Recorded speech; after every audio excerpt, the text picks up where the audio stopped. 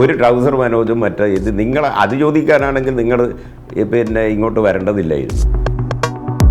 ഈ ടി.പി. ചന്ദ്രശേഖരൻ്റെ കൊലക്കേസ് ഒരു തരത്തിലും ജില്ലയിലെ പാർട്ടിയെ ഒരു തരത്തിലും ബാധിച്ചിട്ടില്ല. ഞങ്ങളെ ബാധിച്ചിട്ടില്ല. പാർട്ടിയെ ബാധിച്ച പ്രശ്നമില്ല. അത് പാർട്ടിക്ക് ബന്ധമില്ലാത്ത ഒരു കാര്യമാണ്. തീരുമാനിച്ചുറപ്പിച്ച് ആലോചിച്ച് അതൊക്കെ വെറും വ്യാഖ്യാനങ്ങൾ മാത്രമാണ്. ജമാഅത്തെ ഇസ്ലാമിയുമായി ഒരു രാഷ്ട്രീയ സഖ്യത്തിലും CPM ഇന്ന് വരെ ഏർപ്പെട്ടിട്ടില്ല.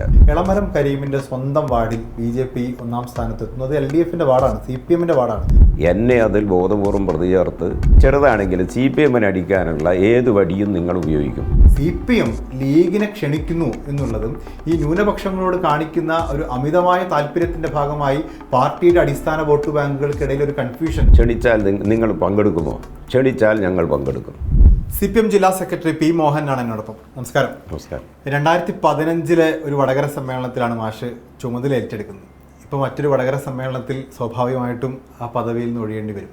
ഈ 10 വർഷക്കാലത്തെ നീണ്ട കാലയളവിൽ ഒരു വലിയ നേട്ടമായി കണക്കാക്കപ്പെടുന്ന എന്തൊക്കെയാണ്? 10 വർഷക്കാലത്ത് ഇത് വ്യക്തിപരമായ ഏതെങ്കിലും ഒരു നേട്ടമല്ല ഇതൊന്നും. ഞങ്ങൾ ജില്ലയിലെ പാർട്ടി നേതൃത്വം, സംസ്ഥാന പാർട്ടി നേതൃത്വത്തിൻ്റെ സഹകരണത്തോടും സഹായത്തോടും എല്ലാം ഇതിൻ്റെ എല്ലാം ഭാഗമായി ജില്ലയിലെ പാർട്ടിക്ക് വലിയ മുന്നേറ്റം, സംഘടനാപരമായും ബഹുജന പിന്തുണയിലും എല്ലാം വലിയ വളർച്ചയും മുന്നേറ്റവും ഈ കാലയളവിൽ ആർജിക്കാൻ കഴിഞ്ഞിട്ടുണ്ട്.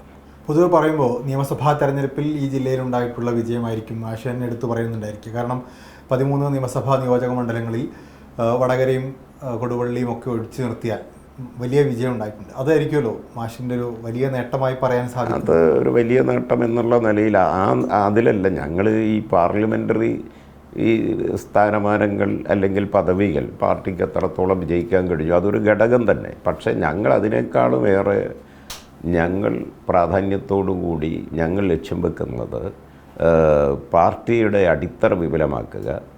ഞങ്ങളുടെ ഒരു പരമമായ ലക്ഷ്യം കോഴിക്കോട് ജില്ലയിലെ പകുതിയിലേറെ ജനസാമാന്യത്തിൻ്റെ പിന്തുണയുള്ള പാർട്ടിയായി CPMനെ മാറ്റിയെടുക്കുക എന്നുള്ളതാണ്. അതിലേക്ക് ഞങ്ങൾക്ക് എത്താൻ കഴിഞ്ഞിട്ടില്ല. സ്വാഭാവികമായിട്ടും ഈ നിയമസഭാ തെരഞ്ഞെടുപ്പിൽ നിന്ന് ലോക്സഭാ തെരഞ്ഞെടുപ്പിലേക്ക് വീഴുമ്പോഴും പക്ഷേ ഇതേ വോട്ടിംഗ് പാറ്റേൺ കാണാറില്ല. അതിൽ പ്രത്യേകിച്ച് കഴിഞ്ഞ ലോക്സഭാ തെരഞ്ഞെടുപ്പിൽ എളമരം കരീം മത്സരിച്ചപ്പോൾ പാർട്ടിയുടെ വോട്ട് വിഹിതത്തിൽ പോലും വലിയ കുറവുണ്ടായി. വലിയ കുറവെന്ന് പറഞ്ഞാൽ 3-4% കുറവുണ്ടായി. അപ്പോൾ എളമരത്തെ പോലെ വലിയൊരു മുതിർന്ന നേതാവ് മത്സരിച്ചിട്ടും എന്തുകൊണ്ടായിരിക്കും അങ്ങനെ ഒരു സെറ്റ് ബാക്ക്? അതൊരു സംഘടനാപരമായ സെറ്റ് ബാക്കായി കണക്കാക്കുന്നുണ്ട്.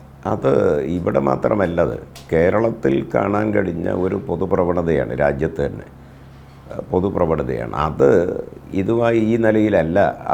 അതൊരു ശരിയായ കൃത്യതയോടെയുള്ള വസ്തുതാപരമായ വിലയിരുത്തലായിരിക്കില്ല. കോഴിക്കോട് ഒരു പ്രത്യേക സാഹചര്യം ഉണ്ടായിരുന്നു എന്നാണ് വിലയിരുത്തപ്പെടുന്നത്. അതായത് ഒന്ന്, ഈ എളമരം കരീമിൻ്റെ പ്രചരണം തുടങ്ങുമ്പോൾ ഒരു കരീം ക പ്രയോഗം നടത്തുകയും അത് പ്രചാരണത്തിന് ആ ഒരു ടാഗ് ലൈൻ ഉപയോഗിക്കുകയും ചെയ്തു. നോ അങ്ങനെയൊന്നും അതൊന്നും വസ്തുതാപരമായിട്ട് ഉള്ള ഒരു വിലയിരുത്തലേ അല്ല.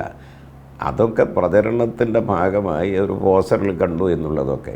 അതല്ലാതെ അത് UDF പലതും പറയും. അതൊന്നും അല്ല വസ്തുത. അങ്ങനെയായിരുന്നെങ്കിൽ വടകര ഞങ്ങൾക്ക് അത് വോട്ട് ഞങ്ങൾ ജയിക്കണ്ടേ, അല്ലെങ്കിൽ മുന്നേറ്റം ഉണ്ടാക്കാൻ കഴിയണ്ടേ?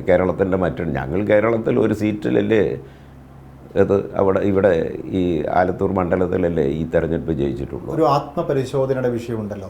എളമരം കരീമിൻ്റെ സ്വന്തം വാർഡിൽ BJP ഒന്നാം സ്ഥാനത്തെത്തുന്നത് LDFന്റെ വാർഡാണ്, CPMന്റെ വാർഡാണ്.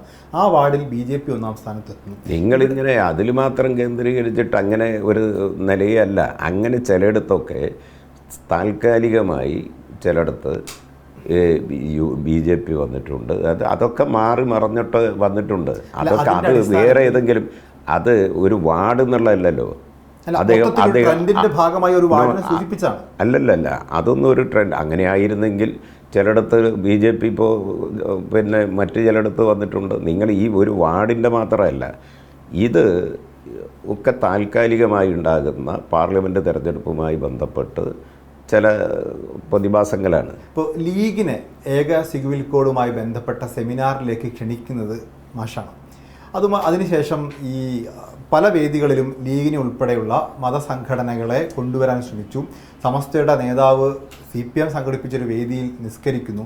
അപ്പോൾ ഒരു ന്യൂനപക്ഷ പ്രീണനത്തിൻ്റെതായിട്ടുള്ള സാഹചര്യം ലോക്സഭാ തെരഞ്ഞെടുപ്പിന് മുൻപ് ഉണ്ടാവുകയും അത് ലോക്സഭാ തെരഞ്ഞെടുപ്പിൽ തിരിച്ചടിയാവുകയും ചെയ്തു എന്നുള്ളതാണ് ഒരു വിലയിരുത്തൽ. അതൊന്നും ഒരു വസ്തുതാപരമായ വിലയിരുത്തലേ അല്ല. അതൊക്കെ ഓരോ സന്ദർഭത്തിലും ഞങ്ങൾക്കെതിരായിട്ട് നടത്തുന്ന ഞങ്ങളുടെ എതിരാളികളുടെ പ്രചരണത്തിൻ്റെ ഭാഗം മാത്രമാണ്. പാർലമെൻറ്റ് തെരഞ്ഞെടുപ്പിൻ്റെ ഘട്ടത്തിൽ ഞങ്ങൾ പറ്റി ഈ ആക്ഷേപം ഉന്നയിച്ചു. ഞങ്ങൾ ന്യൂനപക്ഷ പ്രീണനം നടത്തുന്നു. യഥാർത്ഥത്തിൽ അങ്ങനൊരു ആ വാക്ക് തന്നെ ശരിയല്ല. ന്യൂനപക്ഷങ്ങളോടുള്ള CPMൻ്റെ നിലപാട്, കമ്മ്യൂണിസ്റ്റുകാരുടെ നിലപാട് എല്ലാ കാലത്തും ഒന്നാണ് മതന്യൂനപക്ഷങ്ങളോട്. യഥാർത്ഥത്തിൽ ഞങ്ങൾ എല്ലാ വർഗീയതയുമാണ് എതിർക്കുന്നത്. ഏക സിവിൽ കോഡിൻ്റെ കാര്യത്തിൽ വലിയൊരു റാലി സംഘടിപ്പിക്കുന്നു. പലസ്തീൻ ഐക്യദാർഢ്യത്തിന് വേണ്ടി റാലി സംഘടിപ്പിക്കുന്നു. പൗരത്വ നിയമത്തിൻ്റെ കാര്യത്തിൽ റാലി സംഘടിപ്പിക്കുന്നു. ഇവിടെയൊക്കെ ലീഗിനെ ഉൾപ്പെടെ ക്ഷണിക്കുകയാണ്. നേരത്തെ UDFനകത്ത് നിന്ന് ഒരു കക്ഷിയെ മാത്രം ക്ഷണിച്ചുകൊണ്ട് അവർ വരാണ്ടിരുന്നത്. പക്ഷേ CPM ലീഗിനെ ക്ഷണിക്കുന്നു എന്നുള്ളതും ഈ ന്യൂനപക്ഷങ്ങളോട് കാണിക്കുന്ന ഒരു അമിതമായ താല്പര്യത്തിൻ്റെ ഭാഗമായി പാർട്ടിയുടെ അടിസ്ഥാന വോട്ട് ബാങ്കുകൾക്കിടയിൽ ഒരു കൺഫ്യൂഷൻ, അങ്ങനെയൊന്നും ഉണ്ടായിട്ടില്ല. അതൊന്നും ഒരു വസ്തുതാപരമായി ശരിയേ അല്ല.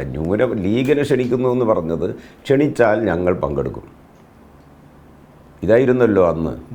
അവരോട് ചോദിച്ചു പത്രക്കാർ, നിങ്ങൾ തന്നെ ക്ഷണിച്ചാൽ നിങ്ങൾ പങ്കെടുക്കുമോ? ക്ഷണിച്ചാൽ ഞങ്ങൾ പങ്കെടുക്കും.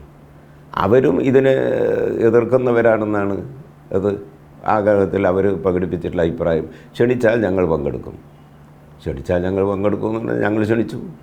അവർ പങ്കെടുത്തില്ലല്ലോ. എന്നാൽ ക്ഷണിച്ചൊക്കെ ഒരു തെറ്റായിപ്പോയി തോന്നിയിട്ടുണ്ട്. ക്ഷണിച്ച തെറ്റല്ല.